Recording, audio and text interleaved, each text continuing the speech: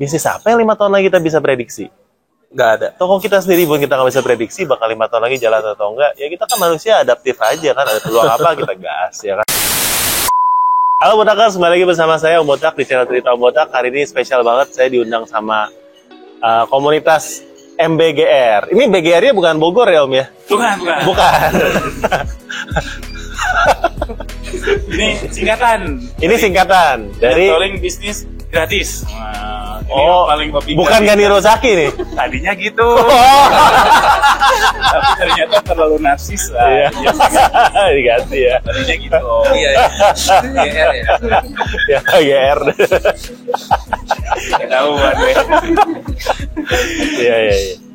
Lanjut. Nah ini sebenarnya santai aja ya teman-teman ya. Ini abis event kita mau ngobrol-ngobrol ya. Mungkin mau dengar, katanya kalau dengar ini komunitasnya setiap hari Jumat jam 4 ya. Ya, insyaallah. Boleh di Zoom ya teman-teman, bisa cek nanti linknya di channelnya Om Gani ya. Cek aja linknya, join. Ini GR ya, jadi buat ya kan ini kan gratis kan. Jadi teman-teman datang dan dengar-dengar yang ikut lumayan banyak ya. Karena pengen curhat. Ya, Pengen curhat. Nah jadi hari ini temanya kita bakal dengerin ya.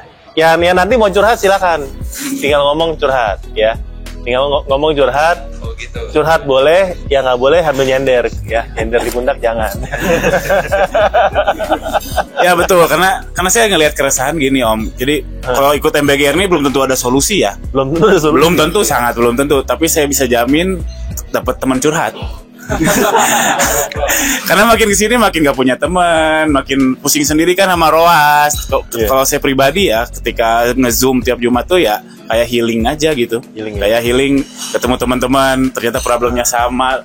Ya komunitas lah, dan itu sudah diinisiasi oleh marketplace kan sebetulnya. Betul. Dan memang works. Om Botak tadi pre-recordingnya memang bilang komunitas bagus.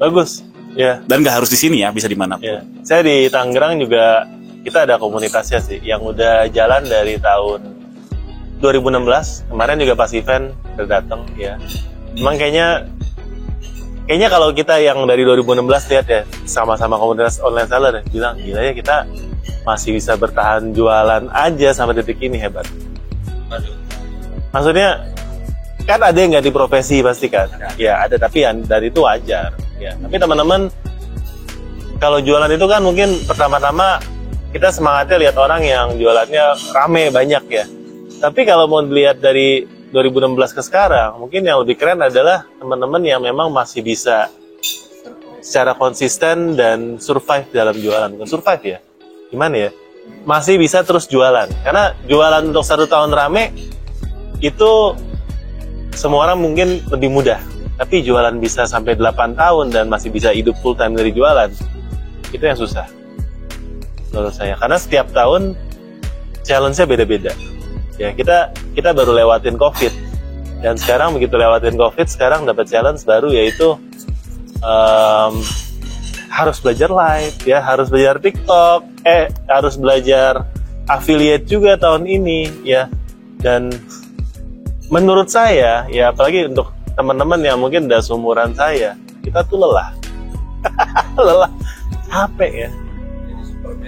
Iya capek ya. Mending kalau yang timnya banyak. Tapi kan mayoritas dari kita yang jualan sebenarnya adalah yang jualannya seorang diri, mungkin punya 1-2 orang yang buat bantuin kita jualan. Capek Om belajarnya. Ya. Ini jadi Om Botak yang curhat. Silakan yang lain yang curhat. Dari gue yang curhat. Yang lain yang curhat Om. Ya, yang lain. Nah, jadi buat teman-teman, ini kan curhatan dari saya. Menurut saya ini komunitas penting. Ya udah. Jadi kalau ada yang mau nanya silakan ya, curhat. Silakan. Ya, curhat. Curhat Om gitu ya. Boleh silakan. Ya curhat Om. Ya terima kasih Om Botak main ke Bandung. Saya dari Palembang Om. Kalau dari Palembang? Ya. Tapi di Bandung sekarang.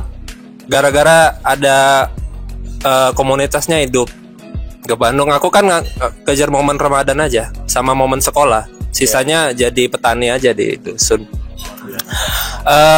Mentalitas apa yang harus dimiliki pebisnis? Karena aku pribadi punya pendapat kalau setiap masa ada orangnya. Setiap orang ada masanya. Jadi dalam fase naik turun itu, mentalitas apa yang harus dimiliki oleh pebisnis online? Wah, menarik. Mentalitas apa yang harus dimiliki oleh pebisnis?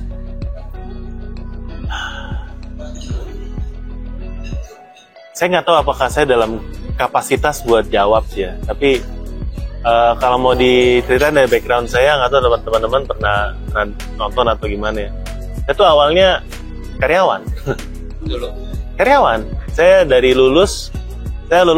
tuh sekolah sampai S2, saya kerja. Tadinya waktu S2 pikir, wah habis selesai S2, saya pengen bikin bisnis ya. Ternyata karena saya juga sekolahnya nggak di Indonesia ya, begitu balik nggak nyambung gitu, mau bikin bisnis apa juga nggak tahu, ya kan. Akhirnya kerja sampai berapa tahun baru akhirnya berbisnis. Jadi saya bisa dibilang baru lah. Dan teman-teman mungkin berbisnis dari awal sekolah, habis setelah sekolah berbisnis. Jadi saya pembisnis baru. Tapi kalau nggak ada bisnis online, mungkin sampai saat ini saya masih kerja. Tapi online semuanya. Dari 2015 saya full online. Jadi sekarang mungkin udah 9 tahun. Yang nggak ada kebagi keluar, cashnya semua di online, putaran keuangan. Nah, pembagiannya tuh berapa persen tuh? Aku nih jujur melihat teknologi sekarang agak keren, paling 70% lah. Aku percaya sama pakai Paycom. Nah ya. Untuk kondisi sekarang, apalagi zaman AI, ya 70% di online. Mungkin tiap tahun aku turunin 10%. Aku setuju sama Burhanologi. Ya. Aku setuju sama Murah. Oke. Ini menarik. Teman-teman kalau nggak ada Burhanologi, cari deh ya. Yang ada mukanya Om Burhan, cari. Ya. Emang agak nyentrik ya? Hah? Nyentrik ya? Tapi benar. Iya. Kita setuju dengan sebagian besar yang dia ungkapkan. Ya. Gini deh. Inti dari Om Burhan, kita harus fokus ke dalam bisnis yang returnnya paling besar, sebenarnya itu. Iya. Ya, jadi kalau teman-teman nonton, saya rasa konsepnya gitu. Bagi Burhanologi sekarang, Om Burhan, online-nya dia saat ini, online dia ya, bukan online secara keseluruhan, nggak memberikan return sebesar dari bisnis yang lain.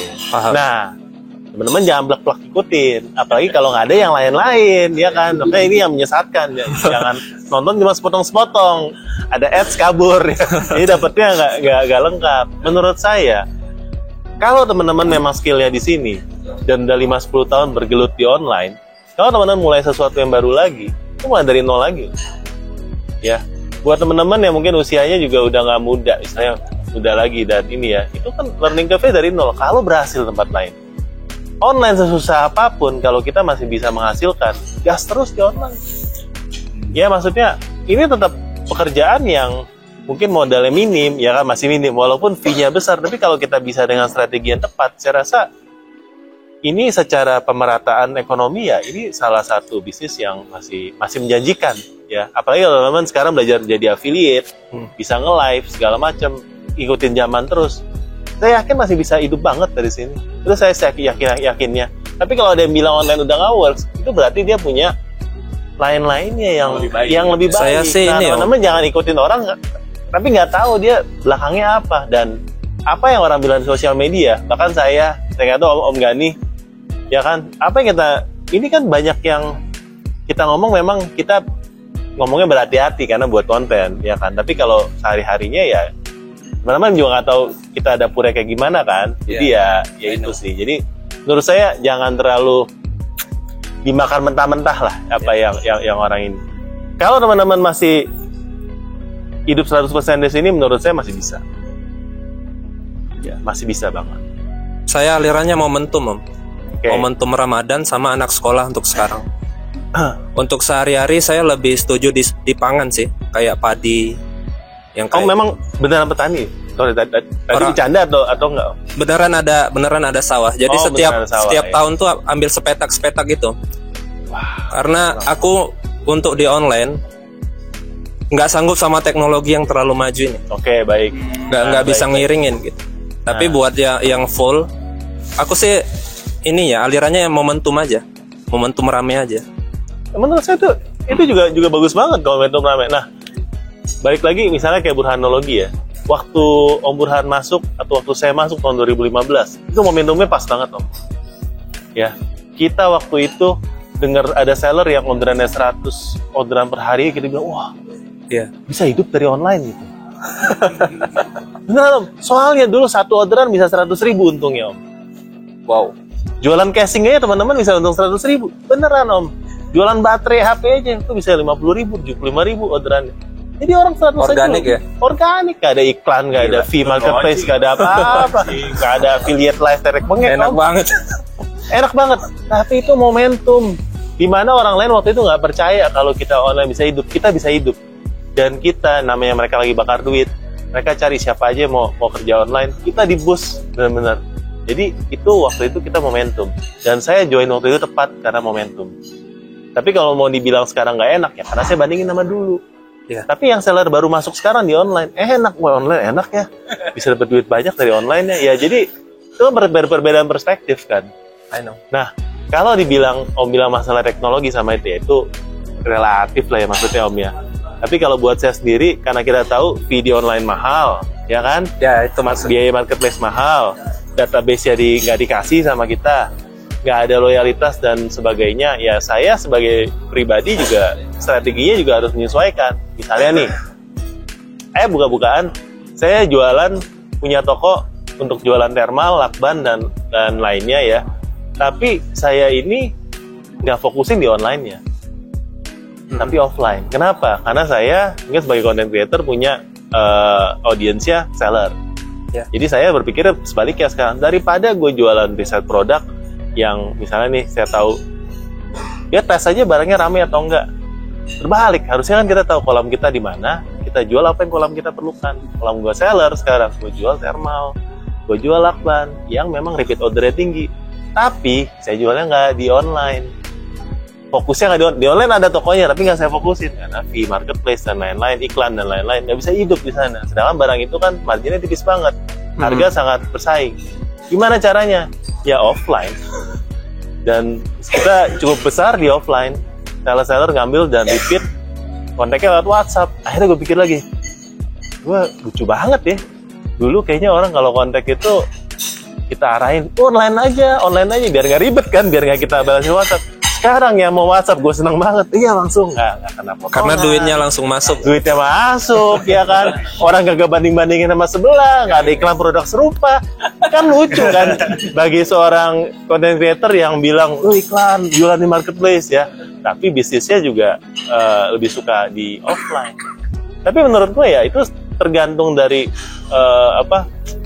ya kolamnya kita, tergantung dari apa yang memang kita bisa lakukan. Nggak ada salahnya. Ujung-ujungnya kan kita memanfaatkan marketplace untuk kita jualan. Ya mungkin dari sana gue dapat database-nya. Kalau Om Gani tadi nggak bisa pakai, gue malah mau pakai tadi WhatsApp-nya Om. Ya kan? Buat apa ya? Gue kontak, beli offline aja lo, lebih murah, free ongkir. Emang itu yang kita lakukan. Ya. Jadi kalau bisa manfaatkan digas. Ya. Mau online mau offline, yang penting kan kita ini kan berusaha taruh modal kita di mana tempat yang return yang paling besar, di sana kita gas. Tapi kalau mau dibilang bisnis mana yang paling bagus, kalau kata teman gue sih, bisnis yang kita fokusin.